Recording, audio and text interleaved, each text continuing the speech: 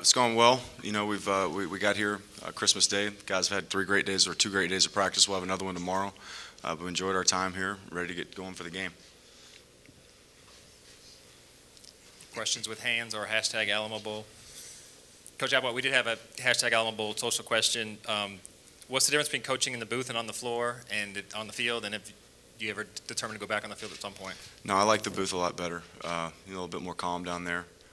Up there than it is down the sideline. You know, you want to be down there at certain times for certain players, but then there's other things that you can be up in the booth for. Especially working with Case, I feel better working from the booth with my eyes up there. I don't feel like I need to be down there on the field with him. So I like being up there in that environment.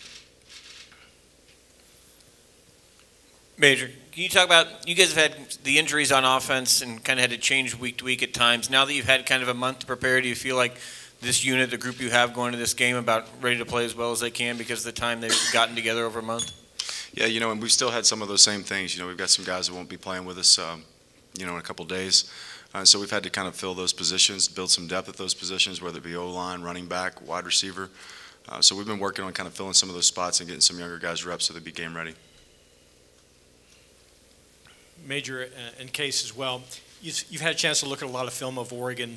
What have you seen about their defense that concerns you? And for Case, you're going to go up against 2 very good corners. What do you think of their cornerbacks? Okay. First, I think you know they've got great guys outside. A lot of man coverage. They do a great job. They're multiple on the back end. They'll play man. They'll play zone. They'll match patterns. Do a lot of things up front in the front game in terms of trying to disguise their blitzes, moving guys around. Very difficult to get a hold of. But you know they've done a great job outside. They've got great players, very athletic, fast. Their safeties are good players too. They can play well in man coverage. You know, it kind of reminds me a little bit of the way Coach Aquina tries to train our secondary, to where all 4 of them can play man coverage if need be. There's not one guy that's a tackler that's down in the box. They're all pretty versatile. So when you look at third down, they can be very effective in third down situations and get some turnovers. And I think that's why they've got so many this year. Yeah, I mean exactly what he said. You can tell that they're incredible athletes out there. Played a lot of ball and played it for the most part. Looking at them, they played together very well. So. They put those guys on islands out there, and they trust their safeties to make plays in the passing game, but also get down in the box and make plays. So, you know, that's definitely you can see when you watch them on film that they played a lot of ball together and they know what they're doing back there. This is for Malcolm. Andrew Greif with the Oregonian. A lot of running backs in the last month of the regular season had a lot of success rushing against Oregon's defense. What do you see from that 3-4 that you like in terms of what you might be able to exploit? You know, first of all, they do have a great athletic defense and have a great front and great linebackers. But you know that 3-4, we feel like we can do a great job of running the ball right at them.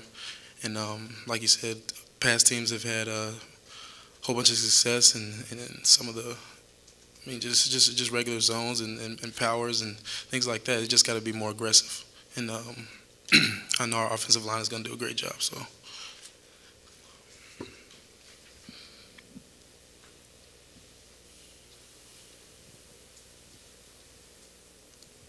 Yeah, Major, can you just talk about Malcolm's season and just what you think of how he's done? It just really seems like he's just gotten a lot stronger running the ball, especially in this last few games of the season. Yeah, you know, somewhere early around the, you know, I guess it was probably maybe 3rd week of fall camp.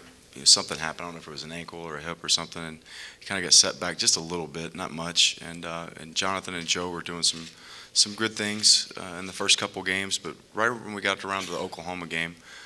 You know, we had some ball security issues, and Malcolm had always done a great job of taking care of the ball, and really felt like that Oklahoma game might play a big role in that game in terms of what it's a man's game, you know, and you got to be mature in that game. You got to be able to handle that game, the ebbs and flows of that game, and recruiting Malcolm and just kind of seeing him around his family and just kind of the young man he is. I knew he'd be ready for that opportunity, having already played in 2 of those, and he went out and played a great game, and the offensive line did a great job in that game and really kind of gave us a little bit of an identity to go on a 6-game stretch right there.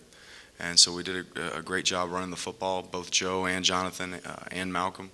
All 3 of those guys did a tremendous job, and when we were able to kind of get in the hunt. So, you know, give Malcolm a lot of credit, but, you know, I know Malcolm will be the first to tell you, give those other guys a lot of credit too.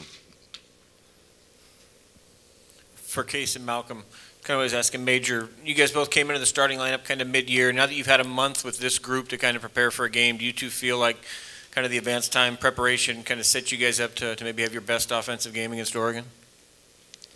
I mean, that's what we're hoping for, no doubt about it.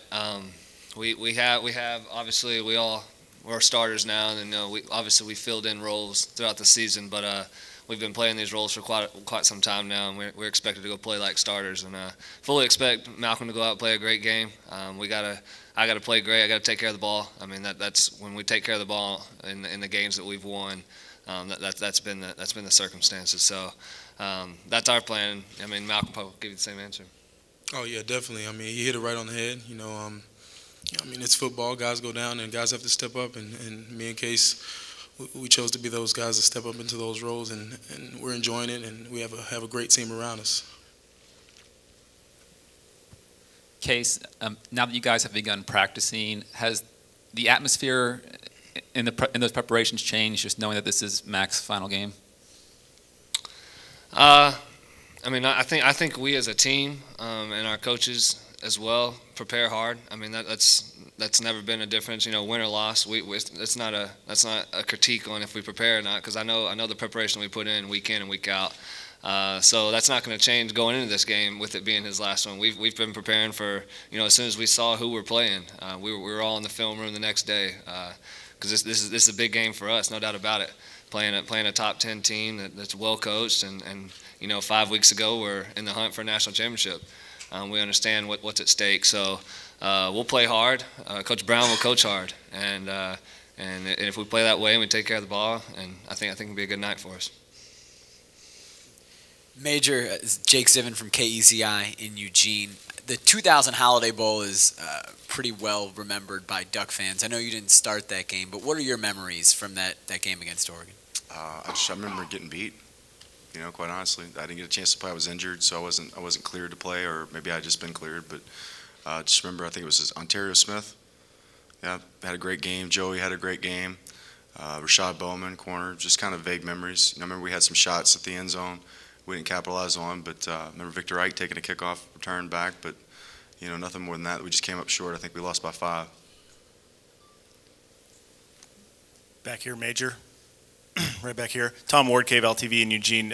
Following up on that 2000 Holiday Bowl, your perception of Oregon then as a player, 13 years ago as opposed to now, and what the differences in the program and what you've seen now as you've moved into coaching?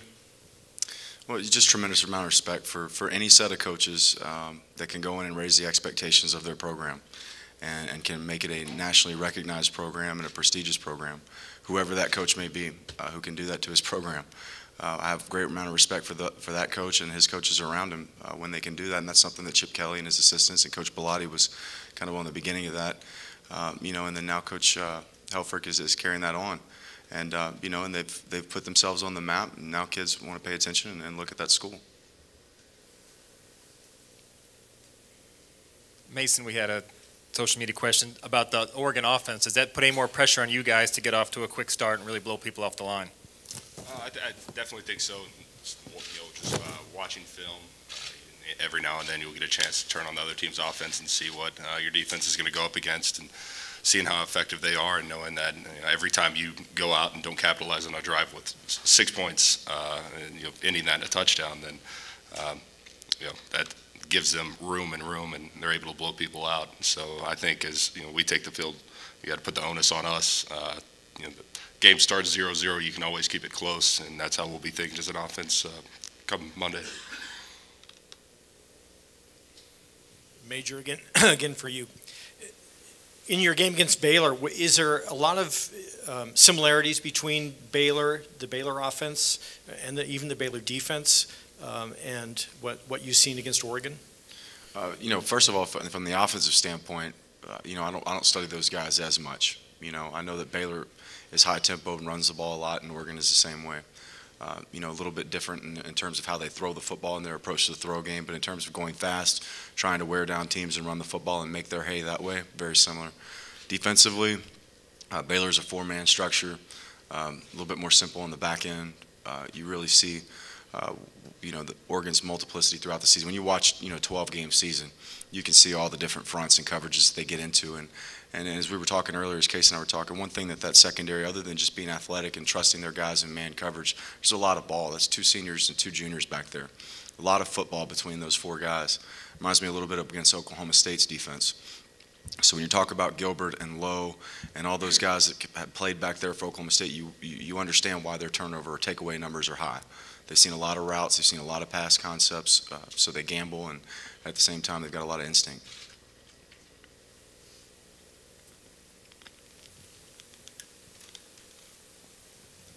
Kirk Bowles from the Austin American. Mike, can you tell me how EFO number 14 for Oregon, how he compares to, say, a Justin Gilbert or Verrett for TCU?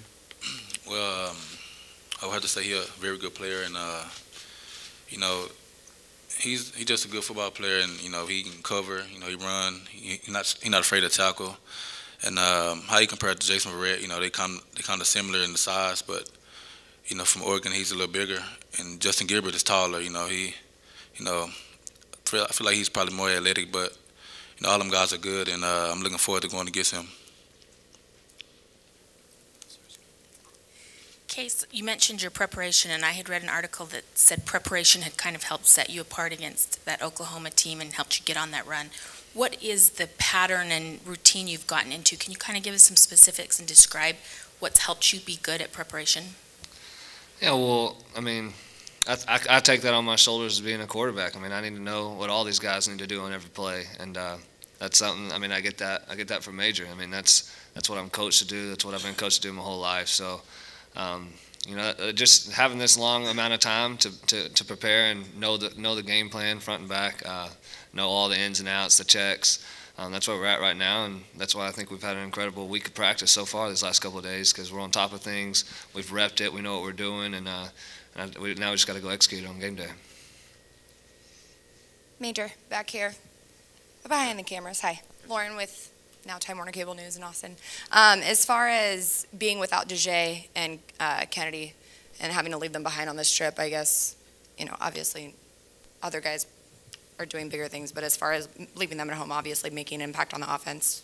Yeah, I mean, that's part of it. And, like as we've said before throughout this season, whether it be BYU, whether it be Kansas State, when Mike had an ankle injury, whether it doesn't matter what the game is, Texas Tech, we don't have DeJay there. It doesn't matter what the circumstances are. These guys have rallied through a whole hell of a lot this season.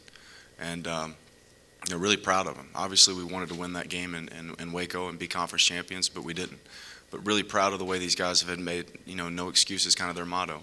It'll serve them well in life.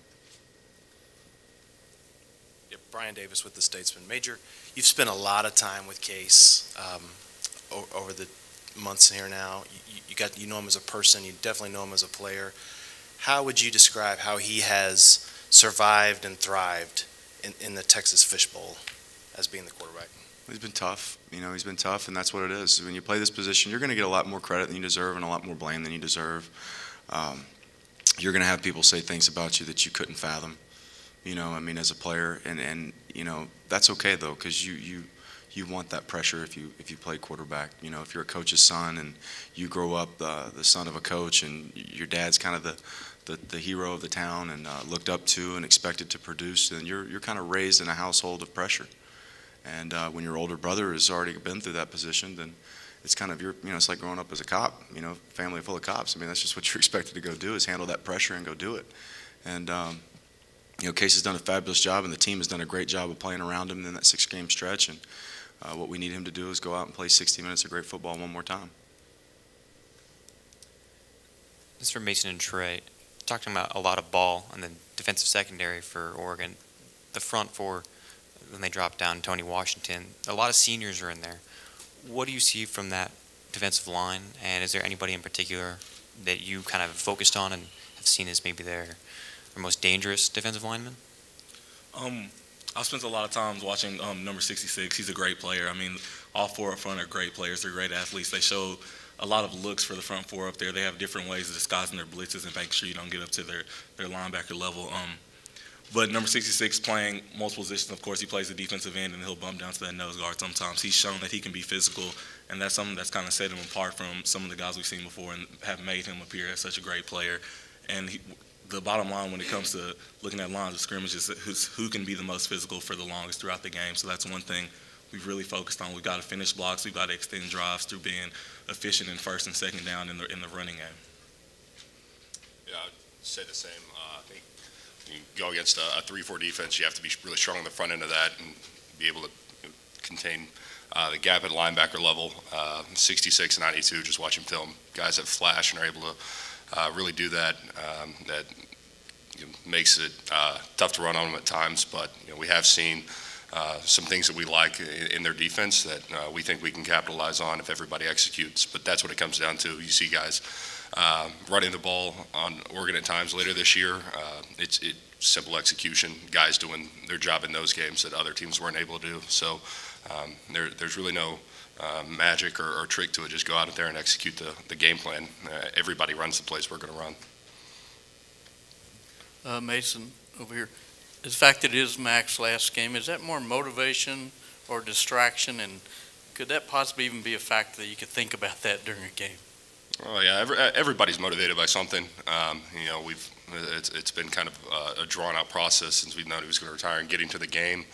I think all the emotions of that are going to be worn off. Maybe they'll resurface around game time, but as any game, no matter what's going on, outside of the field, once you get on it, the only thing you're thinking about is your job and the guys out there doing it with you. Trey, people are wondering what the atmosphere is like around practices with assistant coaches who are looking for jobs, trying to hold on to recruits and get you guys a game plan to beat a top 10 team. Just take us inside what the atmosphere has been like with all that going on around this team trying to get ready for the game Monday. I mean, you always have the excuse of distractions. I mean, we're all seniors up here except for Malcolm. We're all looking on to that next level of life. But when you come out there for the 2 hours you're at practice and the hour and a half you're in meetings, I mean, you really it comes down to being a man and being able to focus on what's at hand here. We're still playing for Texas. We still wear the Longhorn emblem. We're still all in it to win this last game. And that's where you put those things to the side. You kind of put those things behind you while you're on the field, and you really play for each other. It's no longer about you or what else you have going on in your life or any kind of distractions that happen. I think we've all done a good job, everyone on this team, of really focusing on playing this last game for each other and not letting things that are on the outside become distractions for us.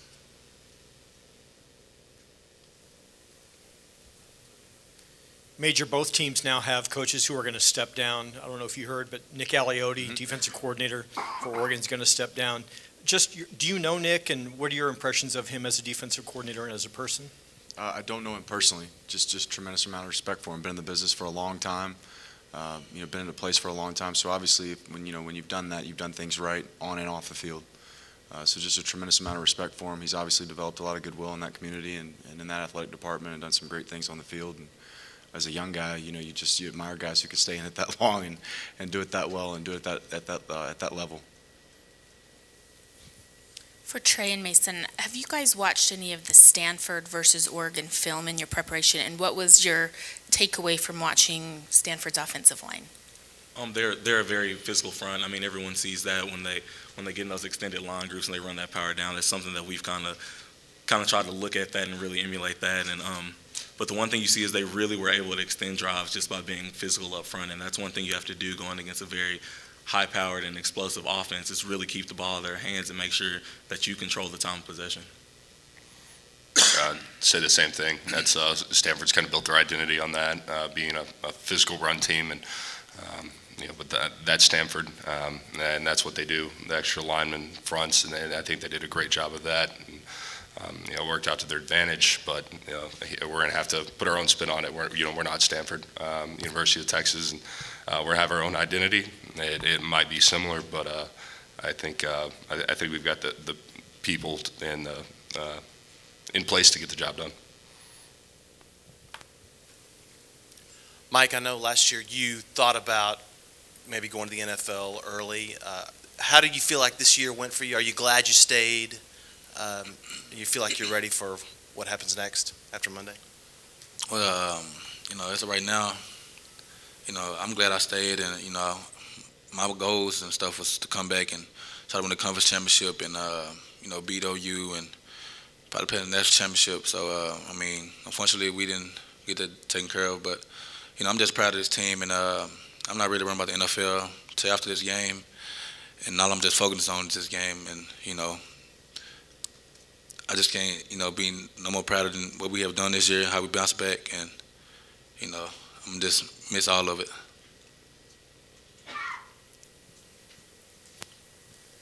Case, how much more does this game mean as Mac Brown's last game, especially since you also coach your older brother? Yeah, obviously we want to send him out right. The man's done a lot around this university for college football, and you can't look past that by any means. You can look at his records, you can look at what he's built at Texas. So for all of us, for the senior class, for him, for the coaches that are going to be here, the coaches that are going to leave, I think we all love this university. We all came to this university for a reason. If you accepted a job or you accepted a scholarship, you want to play here. And you all have that pride. So I think there'll be no doubt, and there'll be no question about if we're going to go out there and fight, if we're going to go play hard. There's not going to have to be a whole lot of motivation for that. Everybody's going to want to go out and finish this thing right.